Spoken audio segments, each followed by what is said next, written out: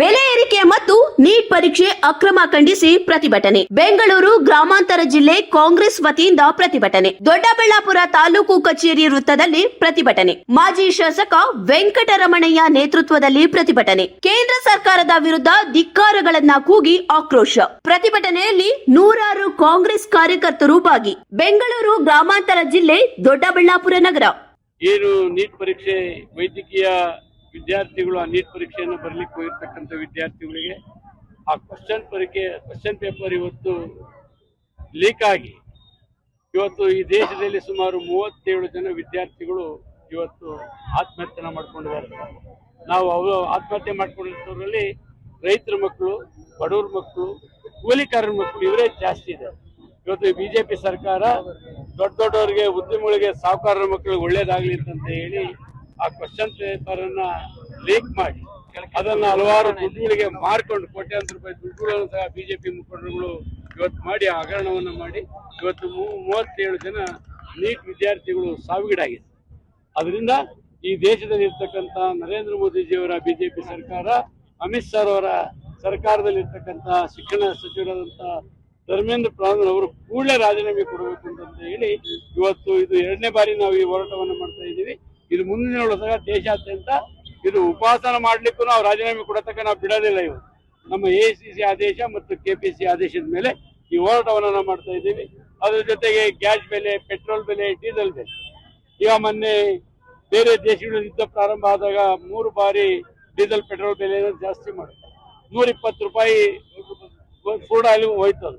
ಇವತ್ತು 80 ರೂಪಾಯಿ ಆಗಿದೆ. ಯಾಕೆ ಕಮ್ಮಿ ಮಾಡಬಾರ್ದು? ಇವತ್ತು ನಮ್ಮ ರೈತರು ಕಣ್ಣಲ್ಲಿ ನೀರು ಹಾಕ್ತಾವ್ರೆ. ಗೊಬ್ಬರದ ರೇಟು 1000, 1100, 1200 ಇದ್ದ ಗೊಬ್ಬರದ ರೇಟನ್ನ ಇವತ್ತು 2500, 2500 ಅದು ಇಂಥದೇ ಗೊಬ್ಬರ ತೊಗೊಳ್ಬೇಕು, ಇದು ತಗೊಂಡ್ರೆ ಬೇರೆದಿಂತ ತೊಗೊಳ್ಬೇಕು ಅಂತ ಹೇಳಿ ಈ ಕಂಡೀಷನ್ ಮಾಡಿದ ರೈತರಿಗೆ ಗೊಬ್ಬರ ತೊಗೊಳ್ಬೇಕಾದ್ರೆ. ಮೊದಲು ನಾವು APMCಗೆ ಫೋನ್ ಮಾಡಿದ್ರೆ ಲೋಡ್ ಗಟ್ಟಲೆ ಗೊಬ್ಬರ ಬರೋದು. ಇವತ್ತು ಆ ಗೊಬ್ಬರನೂ ಸಹ ಬರ್ತಾ ಇಲ್ಲ, ನಮ್ಮ ರೈತರಿಗೆ ಸಿಗ್ತಾ ಇಲ್ಲ. ಇವು ಹಾಗೆ ಈ ಬಿಜೆಪಿ ಸರ್ಕಾರ ಈ ದೇಶದಲ್ಲಿ ಆದಷ್ಟು ಬೇಗ ತೊಲಗಬೇಕಾದ್ರೆ ಈ ದೇಶದಲ್ಲಿ ಇರ್ತಕ್ಕಂಥ ನಮ್ಮ ಕಾಂಗ್ರೆಸ್ ಮುಖಂಡರು ಮತದಾರರು ಮುಂದಿನ ಚಿಂತನೆಯನ್ನು ಮಾಡಿ ಒಳ್ಳೆ ಸರ್ವರಿಗೂ ಸಮಬಾಳು, ಸರ್ವರಿಗೂ ಸಂಬಾಳು ಎಂಬಂತ ಕಾಂಗ್ರೆಸ್ ಸರ್ಕಾರವನ್ನ ಅಂಬೇಡ್ಕರ್ ಅವರ ಸಂವಿಧಾನ ಕೊಟ್ಟಂತ ಸಂವಿಧಾನದಡಿ ಈ ದೇಶ ನಡೆಸಂತವ್ರು ಎಲ್ಲ ಕಾಂಗ್ರೆಸ್ ಪಕ್ಷದ ಹಿರಿಯ ಮುಖಂಡರು ನಡೆಸ್ಕೊಂಡ್ ಬಂದಿದ್ದಾರೆ. ಆ ನಿಟ್ಟಲ್ಲಿ ಆದ ಸಂವಿಧಾನ ಉಳಿಬೇಕು ಅಂದ್ರೆ ಈ ದೇಶದಲ್ಲಿ ಈ ಬಿಜೆಪಿ ಸರ್ಕಾರ ತೊಲಗಬೇಕು ಅಂತ ಹೇಳಿ ಈ ಸಂದರ್ಭದಲ್ಲಿ ಹೇಳಲಿಕ್ಕೆ ಬಯಸ್ತೀನಿ. ಬಿಎನ್ಆರ್ ಪಬ್ಲಿಕ್ ಸ್ಕೂಲ್ SSLC ಫಲಿತಾಂಶದಲ್ಲಿ ಭಾವನಾ TS 625ಕ್ಕೆ 625 ಅಂಕಗಳನ್ನು ಗಳಿಸುವ ಮೂಲಕ ರಾಜ್ಯಕ್ಕೆ ಪ್ರಥಮ ರ್ಯಾಂಕ್ ಪಡೆದ ಶಾಲೆ ಎಂಬ ಹೆಗ್ಗಳಿಕೆಗೆ ಭಾಜನವಾಗಿದೆ. 2026-27ನೇ ಶೈಕ್ಷಣಿಕ ಸಾಲಲ್ಲಿ ಮಾಂಟೆಸರಿಯಿಂದ 10ನೇ ತರಗತಿವರೆಗೆ ಪ್ರವೇಶಾತಿಗಳು ಪ್ರಾರಂಭ ಆಗಿದ್ದು ಕೆಲವು ಪ್ರವೇಶಾತಿಗಳು ಲಭ್ಯ ಇದೆ. ಪ್ರತಿಭಾನ್ವಿತ ಮಕ್ಕಳಿಗೆ ವಿದ್ಯಾರ್ಥಿ ವೇತನದ ಸೌಲಭ್ಯ ಇದೆ. ಒಮ್ಮೆ ಭೇಟಿ ನೀಡಿ. BNR public school, Babanna layout, Mallasandra, T Dasarahalli, Bengaluru.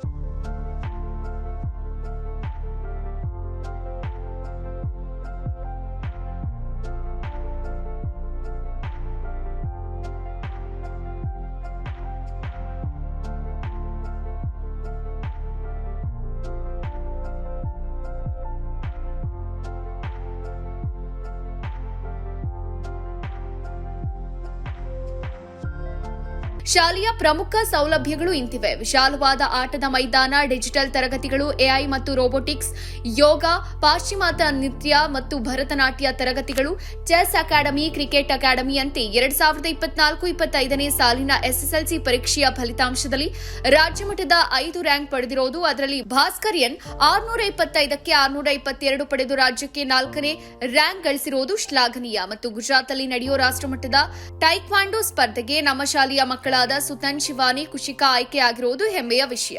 BNR ಶಾಲೆ ಗುಣಾತ್ಮಕ ಶಿಕ್ಷಣವನ್ನ ನೀಡುವಲ್ಲಿ ಯಶಸ್ವಿಯಾಗಿದೆ.